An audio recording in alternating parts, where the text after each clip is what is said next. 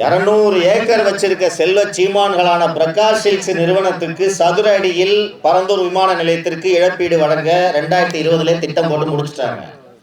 உங்களை போன்ற 1 ஏக்கர், அரை ஏக்கர், 2 ஏக்கர் வைத்திருக்கும் ஏழை விவசாயிகளுக்கு இழப்பீட்டை ஏக்கர் கணக்கில் தூக்கி எறிந்து விட்டு ஜி-ஸ்கோர் போன்ற பன்னாட்டு நிறுவனங்கள், பெரிய நிறுவனங்களிடம் தூக்கி இந்த நிலத்தை கொடுப்பதற்கான வேலையைத்தான் வேலை செய்து கொண்டிருக்கிறார்.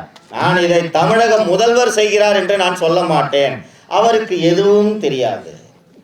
எதை வைத்தாலும் கையெழுத்து போடுவார். யார் என்ன சொன்னாலும் கேட்டுக்கொள்வார். நான் இதை மிகைப்படுத்தி சொல்வதாக நீங்கள் நினைக்கக்கூடாது. இந்த விவசாய மக்கள், விவசாய பெருங்குடிகள் இந்த நாட்டின் முதுகெலும்புகள் என்று அத்தனை பேரும் சொல்லியிருக்கிறார்கள். அந்த விவசாய மக்களை குண்டர் சட்டத்தில் அடைக்க உலகத்தில் எந்த அரசியல்வாதியும் செய்யாத தவறு இந்த அரசில் நடந்திருக்கிறது என்றால் திரு ஸ்டாலின் அவர்கள் தொடர்ந்து பொம்மை முதல்வராக இருக்கிறார்.